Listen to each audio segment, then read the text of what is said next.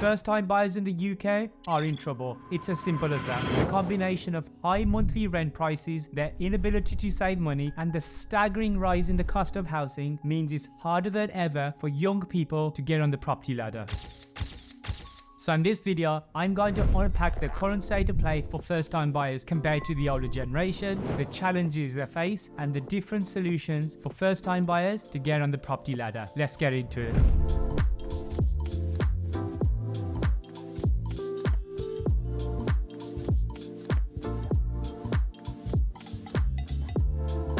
So let's look at the main thing first, which is price. The house price growth between the different generations is nuts. As an example, the average house in March 2021 cost 65 times more than the average UK home in January 1970. That's crazy. And taking inflation into account, house prices in the UK have increased 227% since the 1970s. 227%. And to be honest, it's because of that stat right there, people invest in property, including myself, because I know that over time, the prices of property go up. I haven't been investing long enough to see those kind of returns, but some of my properties have gone up at least 15 to 20% in just the past few years since I've purchased them. So obviously it's a good thing for me, and I don't think house prices going up is necessarily a bad thing. What the issue is, it's wages. If you look at this graph here, you'll see the green line, which shows the house prices, compared to the wages, which is the pink line. Both lines start off growing pretty much the same, but as you get towards the 1990s, that's when the house prices start taking off, and ever since then, wages haven't been able to keep up. So whilst the average house now costs 65 times more since the 1970s, wages are only 35.8 times higher. And you can see why things are harder for first-time buyers now, because as time has gone on, the gap between house prices and wages has got bigger and bigger, making houses unaffordable as each year goes on. We'll get back to the video in a few seconds, but 70% of you watching this video aren't subscribed to my channel. Please do me a favor and hit the subscribe button and buy more properties in the next few months. I'll be sharing everything so you can learn from my mistakes for free.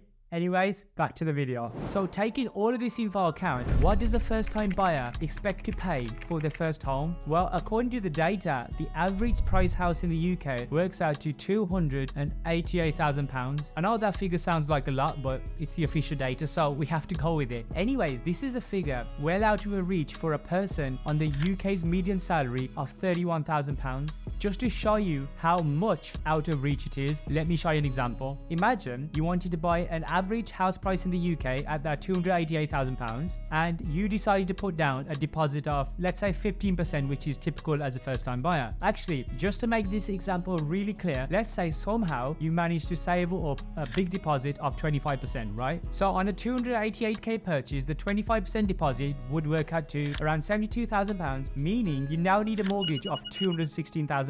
Most banks will lend you up to 5 times your salary, but just to be on the safe side, let's imagine a bank will give you a loan at 6 times your salary. We already know that the average salary in the UK is £31,000. So if you times that by 6, that works out to £186,000. So even after putting a 25% deposit, even after getting a mortgage 6 times your salary, you're still £30,000 short. Now, most people know that house prices in the UK are sky high, right? But it's not just the house prices that play a part in first-time buyers struggling. There's also a generational wealth gap. It seems as if the baby boomer generation has accumulated the vast majority of the UK's wealth, whereas the younger generation seems to be struggling to find their feet. There's plenty of reasons for this, but if you look at what happened to the property market after the 2008 crash, initially prices dropped, but by the early 2010s, the UK property market began to recover and prices started to rise again, which has carried on pretty much all the way up until recently. So those people who capitalized after the crash have managed to build wealth for themselves, and it's no coincidence that since the 2007-8 crash, all of the extra wealth in the UK has gone to the people over the age of 45, with at least 2/3 going to those over 65. You could argue though that that was back in 2008, but history repeated itself recently because the same thing happened during the pandemic. A study carried out by the Resolution Foundation showed that recently in the UK, lockdown helped people increase their wealth thanks thanks to reduced spending and rising house prices. But it's the ones who were fairly wealthy anyways and had a lot of properties in the first place benefited from the prices going up. So the impact of 2020 and 21 had actually turbocharged the gap between the rich and the poor. And to be fair, I think millennials and Gen Zs have been struck with bad timing as well. First thing is, we've been hit by the combination of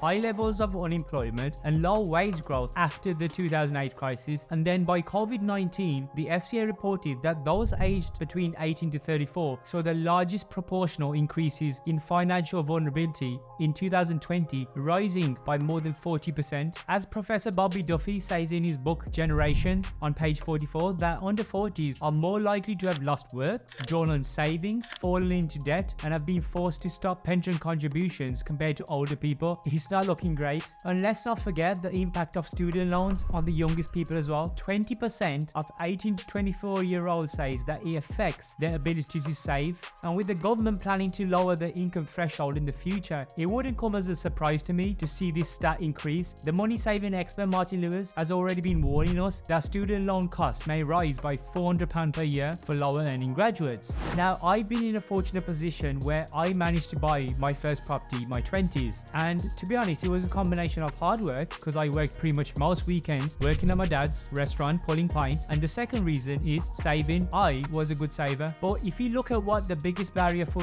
millennials trying to get on the property ladder is, their inability to save up for a deposit. I read somewhere that the average first-time buyer needs a deposit of £59,000 now, and a crazy 132k in London, which kind of seems impossible for most people already. And then add the cost of living, energy prices rising, and wages only going up by like 3% a year. It makes those numbers seem even harder. And then renting is also a big issue, because if more than 50% of your monthly outgoing goes towards renting, it's naturally going to make saving even harder than it was, because you've got less money to play with. So historically, home ownership has been seen as a way for the less affluent households to build wealth, and this was the basis for a property-only democracy in the 1920s in Britain. But as the gap between the rich and the poor, it continues to widen, rising house prices have made savings from working not enough to buy a home. This is especially the case for lower income individuals and for those without family wealth to help raise a deposit. And family wealth can be so crucial to whether you end up buying a house or not. If you think about it, generally speaking, it's more likely that those on lower annual incomes grew up in council housing and their families relied on benefits when growing up. And unsurprisingly, those on higher incomes were more likely to be financially supported by their parents until they were age 18, and were less likely to have student loans or other bills to pay for because their parents would cover those costs. I can vouch for this myself as well, because I mean, my parents weren't rich, but my parents were collectively earning more than the average household income at the time. They paid for all the bills, I didn't pay any rent, and as a result, anything I made from my weekend job that I talked about earlier, I was able to save and use towards my first property.